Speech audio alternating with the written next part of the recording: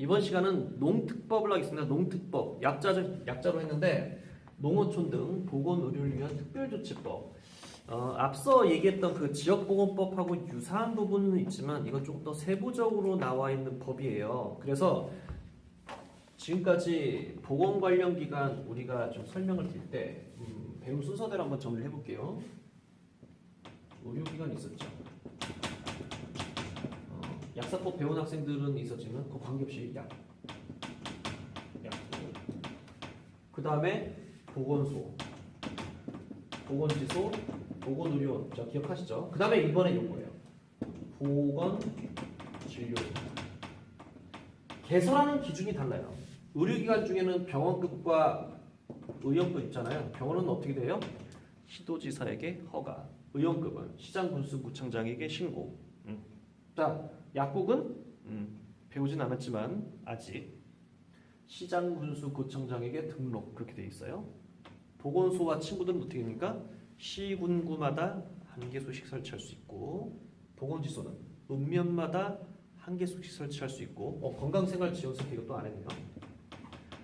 보건의료원은 보건소와 같으니까 시군구마다 한 개소씩 설치할 수 있고, 건강생활지원센터라고 하는 것은 읍면 동마다 한 개소씩 설치할 수 있다. 보건진료소는 뭐냐면요, 의료 취약 지역에 한 개소씩 설치할 수 있다 이렇게 들어요. 그러면 약간 뭐라고 할까요? 좀 객관적이지가 않잖아요. 의료 취약 지역이 사람마다 생각 다 다르잖아요. 우리 또 의료 취약 지역 아닌가요? 이렇게 우기면 그게 아니라 인구가 그 지역 인구가 500명에서 5,000명 정도면은 의료 취약 지역이라고 보통 판단을 하는데 우리나라의 보건진료소의 개설수는 약 1,900 몇 개 정도 돼요. 1,900 몇 개. 저 외우지 못했네. 1,906개인가. 1,900 몇 개예요. 그냥 2,000개 좀 안 됩니다. 엄청 많죠. 인구가 500명에서 5,000명. 사실 그 지방자치법을 좀 이렇게 보시면은 읍 정도가 되려면 최소한 2만 명 이상이 상주해야 돼요. 현실적으로 5만 명 정도는 읍 단위로.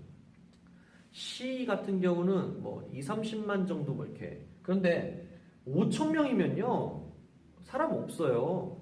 거의 없어요. 진짜 시골이에요. 갖고 이제 아주 멀리서 진짜 멀리서 그건데 언니 뭐야 막 시골에 가져오라고 1km 거리인데도 대화가 돼요.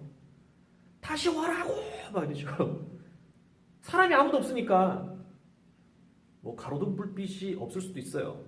지금은 좀 있겠다. 옛날에는 없어요. 달빛으로 진짜 길 보고 걸어 다녀요.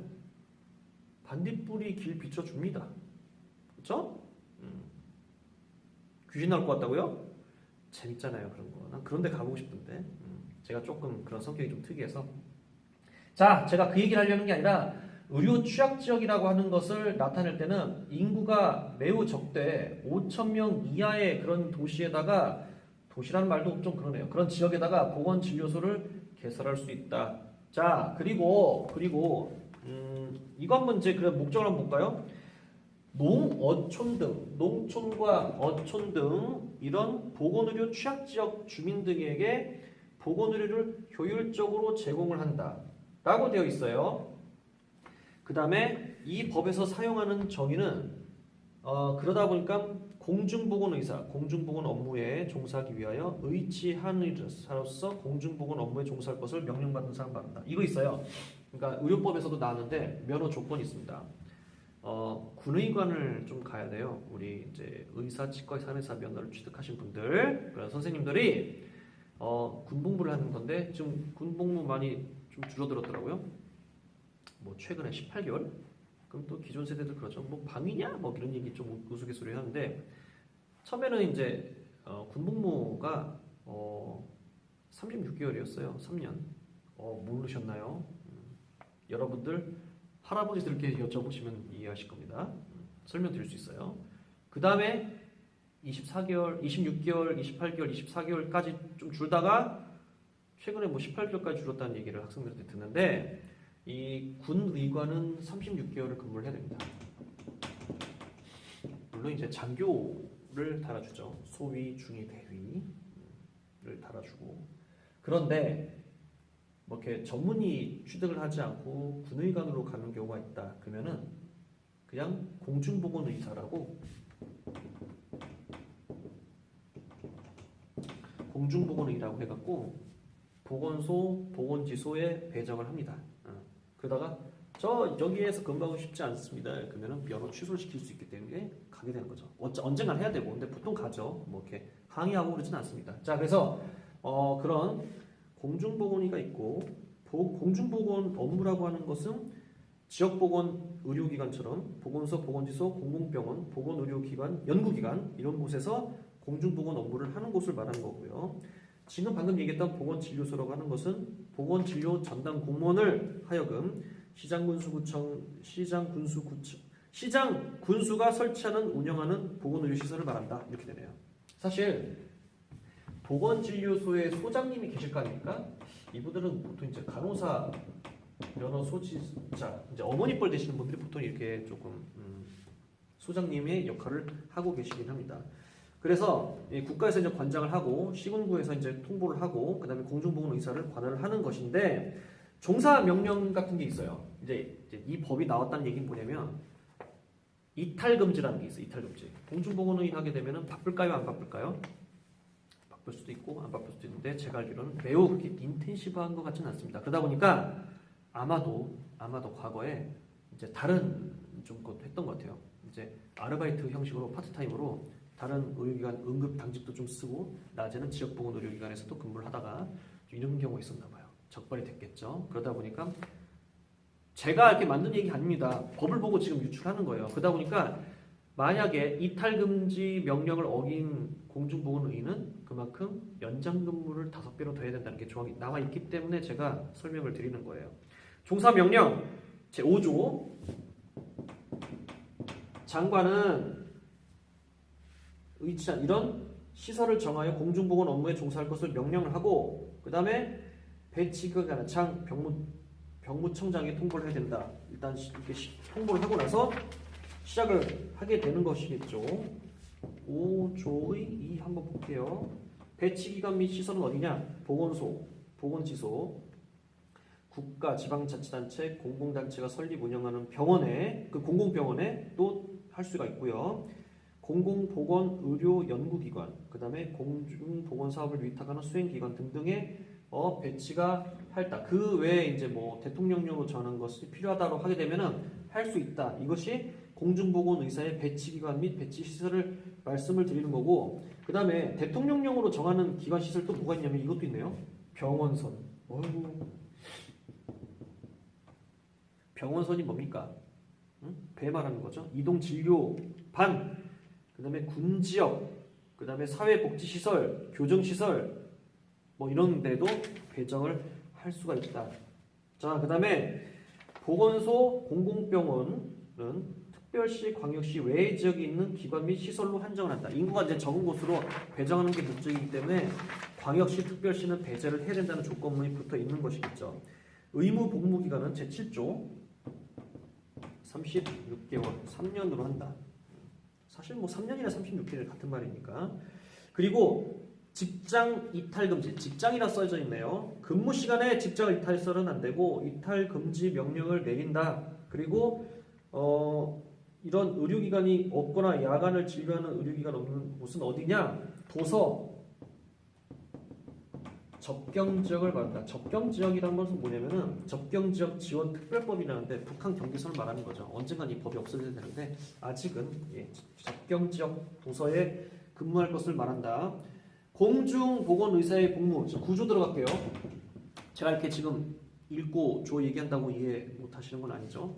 저 잘하고 있죠? 자, 공중보건의사의 복무 제2항 법조항대로 읽는 거예요. 제2항 장관은 공중보건의가 명령을 위반하여 그 복무기간을 통틀어 7일 이내의 기간 동안 직장에 이탈하거나 하는 경우 5배의 기간을 연장하여 근무할 것을 명한다.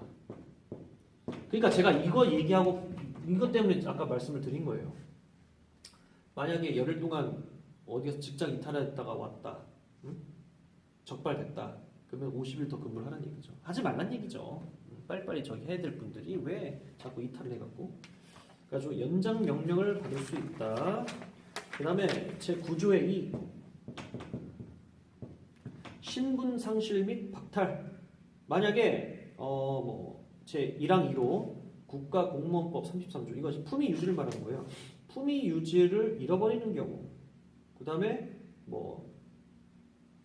의사 치과에서 한 의사의 자격 상실을 하거나 정지당하는 경우, 그렇게 되면 당연히 상실 박탈이 되는 거죠. 그럼 어떻게 되는 거냐?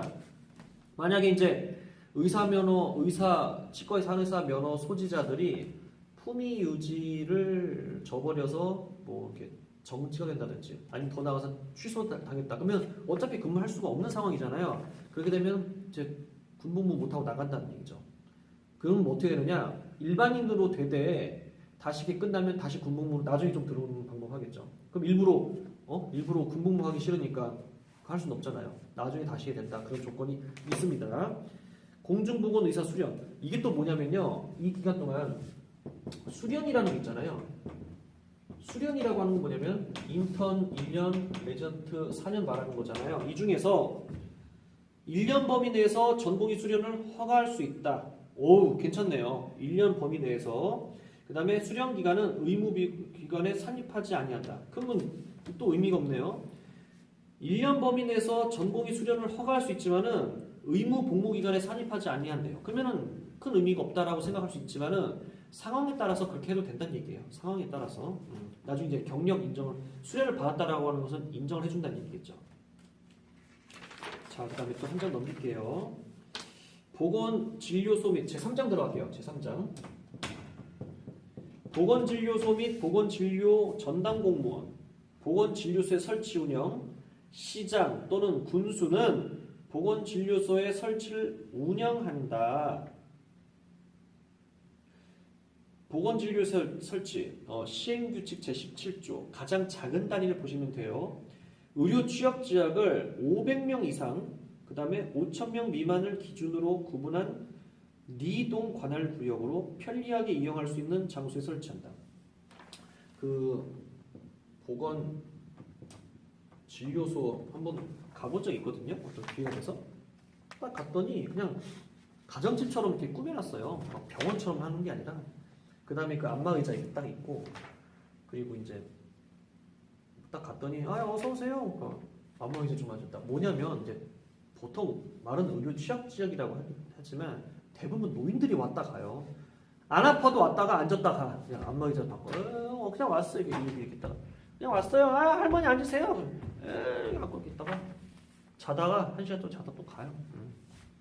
그 다음에 뭐 손주 얘기하고 딸내미 얘기하고 막 얘기하다가 동네 아줌마들처럼 어르신들 할 얘기가 뭐가 있겠습니까? 자식 얘기하잖아요. 네 집 뭐 아들내미가 됐다니 뭐 저쪽 갔다며 뭐 어떻게 됐다며 뭐 그런 얘기 막 나오고. 그것도 하나의 보건 진료인지는 모르겠습니다.